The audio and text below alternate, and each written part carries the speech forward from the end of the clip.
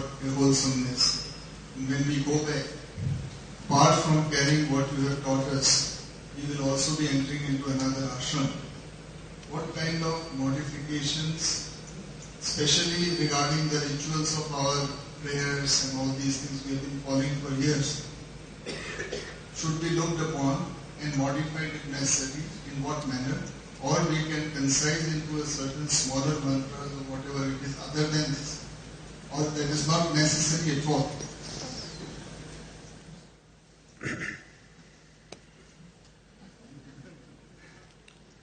How can I tell you how to run the various other ashrams?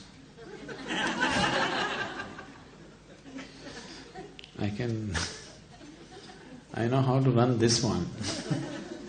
How to run all the other ashrams in the world.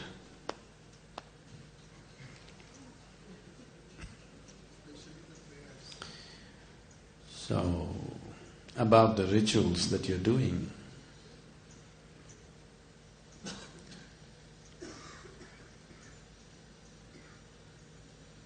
you've already been making it more and more compact. Your grandfather was doing puja for 2 hours, your father was doing it for 1 hour, you brought it down to 10 minutes, isn't it? Now, this is a genuine issue for a lot of people, in different scale maybe. You've been doing something and should I stop that? See, generally the family traditions, whatever you've been doing, is more as a tradition, not really as with an understanding of what it does to you. More because there's an emotional significance to it. Your father was doing puja to this photograph. You don't want to suddenly throw that away tomorrow morning. There's a certain emotion and family and stuff. You can keep them. Why you want to destroy all the culture in your house? Not necessary. But if it doesn't mean anything, there's no point continuing either. But if it emotionally means something, you can leave it there. There's no hassle about it. It's not going to harm you in any way, at least. It is just that it's better to invest time where you are doing things with more understanding and result-oriented sadhana rather than simply doing something. So generally, all the mantras and preparation, one aspect of the mantra is it is being done for material well-being. People are doing various types of mantras to bring material well-being. What I would say is, when it comes to material well-being, it is better to equip yourself, to create that for yourself, rather than waiting for some other grace to descend upon you, because there isn't that much time in a lifetime. If you sit and, from the age of 20, if you start praying and praying and praying to God that you must become rich, become rich, become rich. Suppose it worked when you're 80. That's going to be an insult, At least if you die poor, it's okay. You didn't get the money when you need it. You didn't get the money to spend it. Now you're 80 and now it worked. And especially when you're 80, if you get too much money, everybody around you will wish you dead soon. Everybody will think, why this old bugger needs money, why doesn't he die? They may not express it, but people are thinking. In spite of themselves, many people feel guilty that they're thinking like this, but still they think, they can't help it. So their prayers may get answered.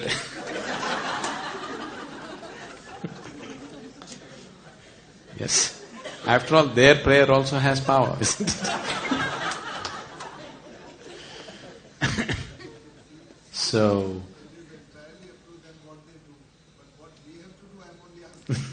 We'll come to that.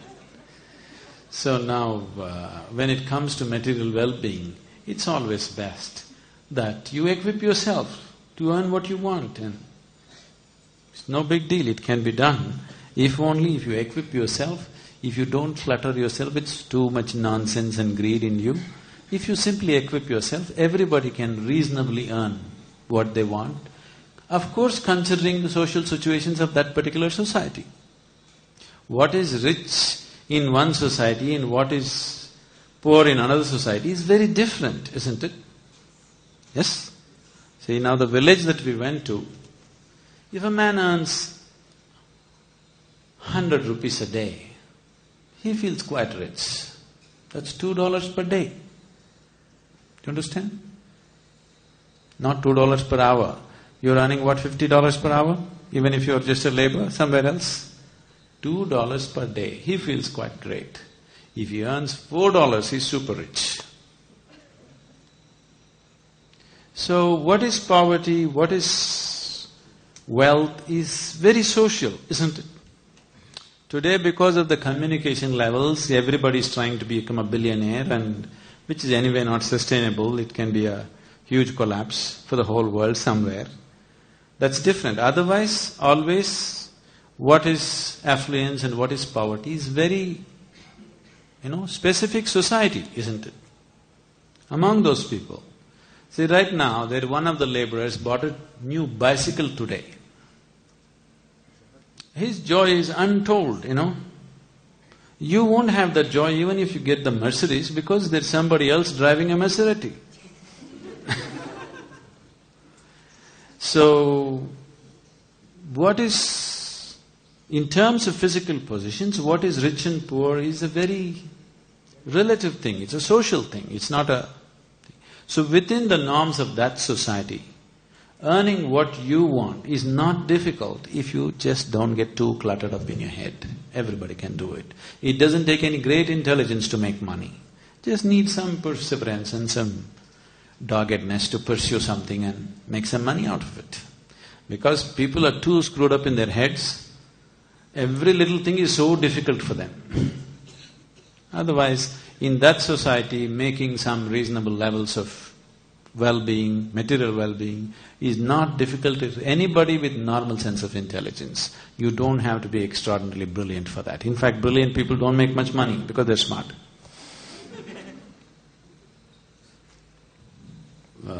Irene was asking about my travels. I said I travel everywhere in the world without even $1 in my pocket.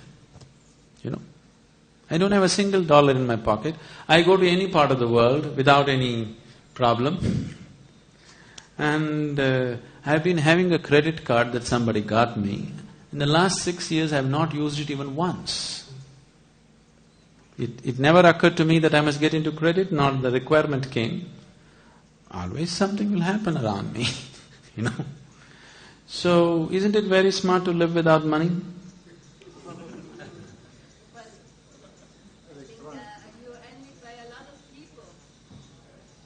That's the problem. That's what I said, they get cluttered. They got envy, they got jealousy, they got problems, what other people will think. Because of this, they cannot employ anything of themselves properly. That is the whole problem. Now when you have no sense of envy, no sense of jealousy, no sense of comparing yourself with somebody else, you will use everything that you have properly, and what has to happen around you will happen according to your capability, that's all. And everybody has enough capability to earn what is necessary for him. He doesn't have to go through big circus to do it. With reasonable circus, he can do it. You are investing your whole lifetime to make a living. What's the point? Yes? Most people are investing their whole lifetime just for their material well-being, isn't it so? Dying to live, this is called. You don't want answers, only questions? So, if it comes to material well-being, please just use your brains and your body, it'll happen. And the practices that you have started definitely will enhance your ability to use both your body and mind in a big way, in a very big way. I would say 25–30% of your time in a day if you spend, you must be able to earn sufficiently to live well. Rest of the time, you must focus on other dimensions of your life. That's how life should be. In 24 hours, if you work for 4 hours or 5 hours, you must earn enough money to live well, actually. There's no need to spend 18 hours just trying to earn money, If you're doing something else that you care to do, that's different. You work 24 hours a day. That's a different thing. So if it's money and material thing, not necessary to invoke gods, If you're doing it for your spiritual well-being, if you're worshipping gods for spiritual well-being, then you must understand it is only a preparatory step. It can never be the whole thing. Whatever gods you pray to for your spiritual well-being, it is only a preparatory step for you unless you're willing to walk the path of devotion 100%. Devotion is the quickest way to get there. But today, the way you have become, with the intellect being brought forth to this level, you cannot be a devotee. Isn't it, Anki? Huh? Let me come to this. The word devotion means dissolution. The word devotion comes from the root word dissolution. When we say a devotee has no agenda of his own. His only objective is to dissolve into his object of devotion. That's all. He is not thinking of living well. He is not thinking of becoming rich. He is not thinking of going to heaven. Let's say he's a devotee of Shiva, means he just wants to merge, he wants to die into Shiva. That's all he knows. Are you like that? No. For you, devotion is a currency. Devotion is a currency for easier life, isn't it? Look at the prayers in the world. 99% of the prayers are just about adu kudupa, idu kudupa, kapatapa. That means, give me this, give me that, save me, protect me. Isn't it so? This is not devotion, this is a deal. This is not devotion, you're trying to make a deal, a stupid deal. So, if you really want to become a devotee and you want to attain to the ultimate through devotion, then you have no agenda for yourself. You don't want life to go your way. You just want to merge with Him. That's all you have. If you are like that, devotion is the quickest way to realization. It's very quick. But today, with all your education and this questioning mind, devotion is out of question. Please look at it. Are you capable of becoming truly devoted to somebody? Are you? No. So don't talk about it. I don't say there is no element of devotion at all in you. There is. It can serve some purposes, but it can't be your way to the ultimate. You understand what I'm saying? You can take small rides on it. Today you sit in the temple for 10 minutes and feel, Shiva, save me. And you get confidence to go through the next 24 hours. To that extent it works. But it cannot be your ultimate journey because your intellect is not willing to bend down to anybody totally. Unless you come to a certain level of experience where you naturally progress into your devotee. Here it happens, people come to the ashram as investigators, slowly they become students, then they become disciples, then they become devotees. That is a natural progression of life. As their experience becomes deeper and deeper, they have no option.